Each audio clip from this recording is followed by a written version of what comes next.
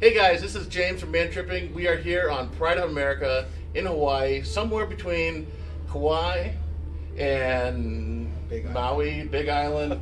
We are out somewhere in the water, and I have a super cool guy here. He is the Hawaiian Ambassador for Pride of America, and he's here to talk a little bit about the Pride of America, as well as some of the cool things for guys to do in Hawaii, as well as some of the cool things that he teaches on the ship. I know I missed the lei making earlier, but I know you have some pretty cool stuff later this afternoon too. I do.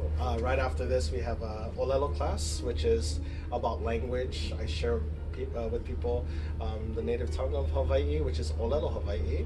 I go over some of the pronunciations, why not very many people speak the language here in the islands, and the alphabet. We only have 13 letters in the Hawaiian alphabet. Today we call it Pia'apa. And there's lots of vowels. Lots of vowels. There's no rules as to how many vowels can be in our language.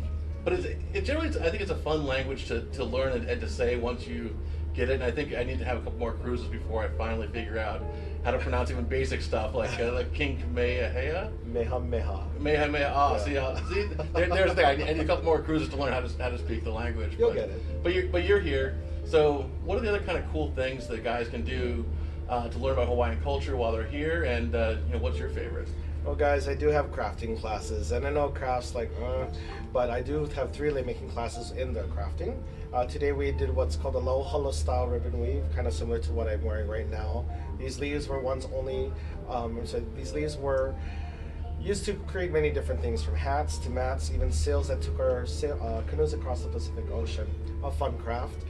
We also have kukui nut leis. Kukui was once only worn by the royal family, but today enjoyed by all. I got one of those last month when I was here at the Mauna Kea or one of the resorts in Waikola Village. Okay. And I thought it was pretty cool, the black kind of nut with the white marks on it. Yes. Yeah. A lot of people think they're plastic, but I can, break them open. I can share with you that they are real. Well, you're not gonna break my leg. I'm not gonna break your leg. Okay, cool. Naturally. And then one of the cool things too that I think is unexplored through most of the other traditional media, but it was really exciting to me, was that while Hawaiian culture sometimes there's a lot of flowers and a lot of kind of frilly stuff that's marketed towards women, there's some badass Hawaiian history here with the tribal warriors and the history and the the forts and the tikis and mythology. Oh yeah, there's a lot of that. So there's a place on the Big Island on the Kona side, which is the western shores, the drier side, called the Pu'uhonua Ohanauno. Now basically back in the day, whenever a man was defeated or had broken a law is something as simple as your shadow crossing the chief's shadow, or even taking food off of someone else's plate without their permission, would get you the death sentence. Penalties were black and white. You would die. But they would give you some time to run as quickly as possible to one of these places of refuge. And if you got there, you would meet the priest, and the priest would put you through some rituals, and if you passed the rituals, you could be exonerated, go back into living into society as if nothing had happened. But you had to get there. Yeah, and someone told me that the Hawaiians were pretty fast. I know the canoes were pretty fast. I saw some of those guys paddling those. So oh yeah, I sure wouldn't have to be running from guys that knew what they were doing. Of course not. Yeah. In fact, in Hilo side, there's another place called the Coconut Island where you had to swim through in shark-infested waters to get onto land, and brave that in order to survive. The sharks were happy. Sharks are happy, yeah. Gotta feed them too. but after all that running, one of the things that I also love about Hawaii is the food. Oh yeah. And we were talking a little bit earlier about poke and musubis and all sorts of stuff. Some of the stuff's maybe a little bit weird to some guys that haven't tried it before. Like first time we tried poi, it's kind of weird. Yeah, poi is an acquired flavor. We take the taro root and we steam it and we muddle it with water, turning it into a thick purpley paste. Most people don't like it for the first time. We start feeding our kids it when they come out of the womb, but eat it with something else. It takes on that flavor. That's all I say. Yeah. But if you can't do poi, huli chicken's really good. Oh yeah. Long rice, chicken with long rice. Yes. Lau lau. Oh, lau lau. One of my favorites. Yeah. Now, one of the things I think is I see people debating. So lau lau is usually pork, right? Usually pork, But it's also going to be chicken. chicken, beef, and fish. So anything that has a good fatty, meaty flavor, and then you wrap it up in is it tea leaves? It's actually kalo Kalo. leaves, which is the taro leaf first, Okay. and that's what breaks down to like this spinachy. And you can actually eat that part. You can eat that part. Then it's wrapped in a tea leaf. Okay, that part you don't eat. You don't eat that part. You're not gonna like it, but it keeps all the moisture in, all the flavor in, which is really nice. Now, at any of the port stops that we have, do you have a particular restaurant that you like to go to that you recommend guys definitely check out? Yes. So on the island of Maui, guys, if you like to eat, there's a place called Da Kitchen. I can't even eat my full portion. I have to eat half and take the rest home for our second meal, I guess. But I mean, that place is very hearty, especially with a lot of the Hawaiian foods. Again, the huli huli chicken. You got kalbi. Kalbi is excellent if you like Korean style barbecue. Yeah, Lala, they got that there too. Squid luau too. Everything. I think you actually had some squid chicken dish. You know, truthfully, last night, truthfully, it looked kind of weird when I first saw it, and I was like, oh, cruise food, but it was squid with some chicken and some coconut milk, and it tasted really good. Like, there's some great restaurants on shore, but Pride of America has some really good food. I think you guys must eat the food that they serve us too, because I know if you didn't, then they wouldn't be making it, and we wouldn't be as happy as we are. Correct. And last night was themed Hawaiian night, so we did have a lot of that. We had the poke and the rice. Did you have that one?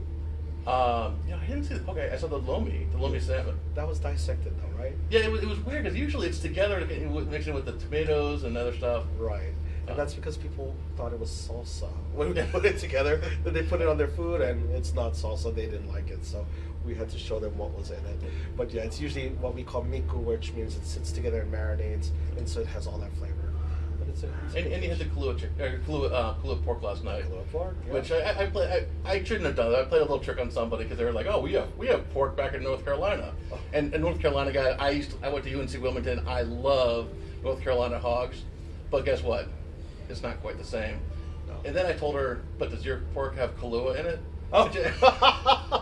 And I felt really bad there because she goes, "Oh, I don't drink." I'm like, "Oh, well." But Kahlua pig does not have Kahlua in it. No, it's a style of cooking. Yeah. Basically, when it's in the imu, which is underground pit, we wrap it with banana leaves and all that. Put hot rocks in the inside of the belly. It cooks its way out. Nice tender pork. Yeah. And you can't do the hot rocks and bury it in the ground on the cruise ship because, well, there's no ground. No. But there's an awesome luau that I think we're going to in Kauai, right? Yeah, Luau Kalamaku. You check that one out. Everybody loves this show. I'm not just saying that because I work here. There's so many luau's out here, but this show is amazing. They actually tell a story of people who left the South Pacific Islands of Tahiti and Marquesas to find new land. And now that they found new land, this is where they could survive and thrive. But the food there is excellent as well. They've got some of the sweet potato mash, which is really good if you like sweet potatoes. But here it's purple. Huh. Do you know why the sweet potato is purple? Is it the Japanese style potato? It's the way it's grown, or not the way it's grown, but because of the iron content in the ground. Oh, okay. That same spud put into a regular dirt, it'll turn yellow. Really? Yeah. That's pretty crazy. Yeah. So I know this is the Japanese purple. Actually, maybe that's because the Japanese so it has the iron too. Iron too. Yeah. Oh, there. Possibly, yeah. Because I know there's a lot of cross-cultural stuff here.